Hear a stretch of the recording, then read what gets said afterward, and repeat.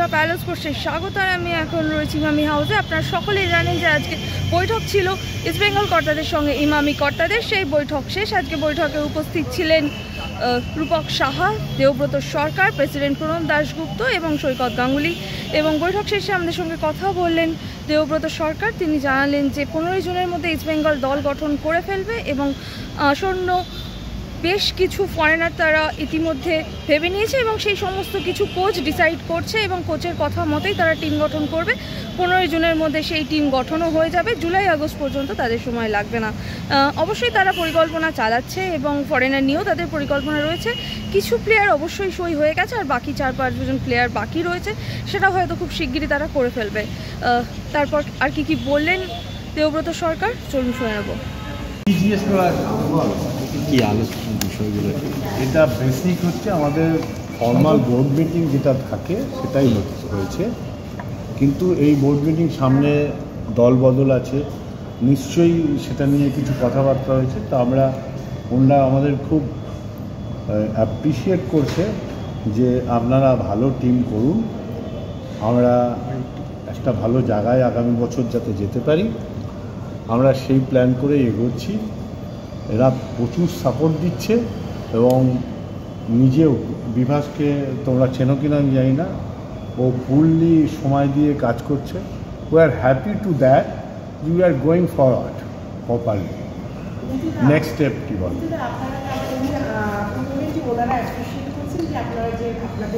হ্যাঁ, উনি তো দেখেন না এরা এদেরকে, ও আর আমি আলাদা, কিন্তু ক্লাব না हमरा। अरे एक ही है ये जो नीतू दा बोल रहे हैं कि जो भी टीम बनेगा उससे अभी हम लोग बहुत खुश हैं। फिर रिजल्ट तो देखिए किसी का हाथ में है नहीं। अरे तो जो भी ईस्ट बंगाल एंड इमामी मिल के जो भी इस साल का प्लानिंग कर रहा है, we all are very happy and satisfied with what we are doing. फिर आगे तो जो होगा वो मैदान में देखा जाएगा। একটাই তো প্রশ্ন যে এবার কি আপনারা বাজেট বাড়াচ্ছেন? বাজেট দিয়ে তোমাদের দরকার কি ভাই? देखिए বাজেট তো প্লেয়ার আছে। Budget is not important. Team तैयारी होवे, सब आप लोगों को पता चल जाएगा कौन प्लेयर आया कौन नहीं आया, वो अपने आप आपको पता चल जाएगा कि उसके लिए बजट बढ़ा था कि नहीं बढ़ा। এক্স্যাক্ট। তো কোনো প্লেয়ার নিয়ে কোচ কি কোনো টিম লিস্ট জমা দিয়ে দিয়েছে? না না, এরকম কিছু হয়নি। কোচ যখন যেরকম প্লেয়ারের কথা বলছে, আমরা সেটা ট্রাই করে তাকে আপডেট দিয়ে দিই।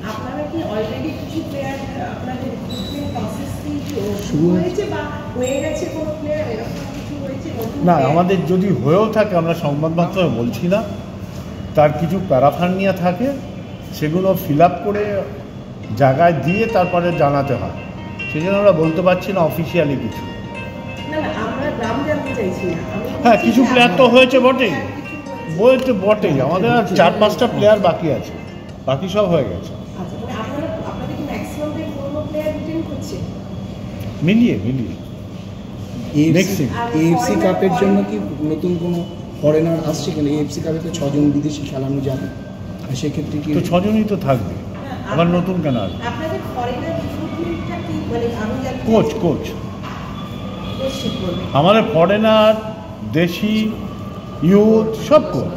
আমি যেটা বলতে চাইছি যে লাস্ট ইয়ার আমরা দেখেছিলাম যে আপনাদের মানে হয়তো ইনজুরিও ছিল, তাছাড়াও আপনাদের 10 জন প্লেয়ার ফরেনার রিক্রুট হয়েছে, মানে গেছে এবং এসছে এরকম মিলিয়ে 10 জন বা 11 জন, আমার ঠিক এখনই এটা মনে পড়ছে না, রিক্রুট হয়েছে। মানে যে নর্মালি দেখা যায় যে আপনি যদি ইনভেস্টমেন্টটা 5 লাখ টাকা যদি 5 জনের মধ্যে করেন আর সেটা যদি 10 জনের মধ্যে করেন, তাহলে কোয়ালিটি ভ্যারি করে। আপনারা এই ব্যাপারটা নিয়ে ভেবেছেন বা আলোচনা করেছেন? ওগুলো আমাদের ভাবতে দিন, এগুলো আপনারা না ভাবলেও হবে, কারণ আমার ইনজুরি প্লেয়ারকে টাকা আমাকে তো দিতেই হবে আমার কন্ট্রাক্টে, এগুলো আমার কিছু করার থাকে না।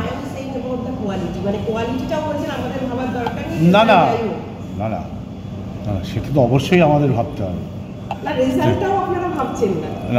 অবশ্যই ভাবছি। কোয়ালিটি প্লেয়ার তো সবসময় চেষ্টা করা হয় বেটার কোয়ালিটি প্লেয়ার আনবার। এবার পারফরমেন্স তো মাঠে দেবে, সে ডে অফ পারফরমেন্সের উপর ডিপেন্ড করে ম্যাচ কোথায় যাবে। আপনারা কেউ জানতেন যে মোহনবাগান ম্যাচটা হেরে যাবে? না, আমি জানতেন কি? না না, দ্যাট ইজ ডিফারেন্ট না, that is important for us, because day ওয়ানে সেই ডেতে কে খেলবে সে বলতে পারবে, সেই ম্যাচের ডেটা আমরা টিমটা বেটার টিম করব, কোয়ালিটির ছেলে আনবো, ফরেনার কোয়ালিটির আনবো, সেটা কী করে কোচ নিয়ে এগিয়ে নিয়ে যাবে সেটা কোচ বুঝবে এবং প্লেয়াররা বুঝবে যে সেই জার্সির মর্মটা কী আছে, মাঠে কী দিতে হবে। ফরেনার ব্রিগেডে কি কিছু পরিবর্তন সময় এলে বলবো। তাহলে আপনাদের কাছে এখন মানে কোনো আপডেট অ্যাকচুয়াল না সিস্টেমে নেই। আমি এখন যদি একটা প্লেয়ার সই করাই আমি অফিসিয়ালি বলতে পারবো না, তার কিছু ফান্ডি আছে। আগে তোমাকে কন্ট্রাক্ট জমা করতে হবে অল ইন্ডিয়া এই রিলায়েন্সে, তার আগে তুমি অফিসিয়ালি বলতে পারো না। আপনারা বিদেশি প্রি সিজন নিয়ে একটা কথা হচ্ছিল, সেই ব্যাপারে কিছু কোনো কোচের সাথে কথা হচ্ছে, এখনো অবধি কিছু ফাইনাল জায়গায় যায়নি। এই মুহূর্তে আমরা দেশেই করব, দেশের অন্য স্টেটে চেষ্টা করছি, সেখানেও হতে পারে, বাট এইটুকু অবধি ভাবা আছে। ট্রান্সফারটা তো অগস্ট 31 অবধি থাকবে। কিন্তু আপনাদের 31 জুলাই মেবি আপনাদের ফার্স্ট ম্যাচ খেলতে হবে, কারণ আপনাদের না আমরা জুনের 15 তারিখের ভিতরে শেষ করে দেবো এক্সপেক্টেড, না বিভাস? ঠিক আছে, থ্যাংক ইউ।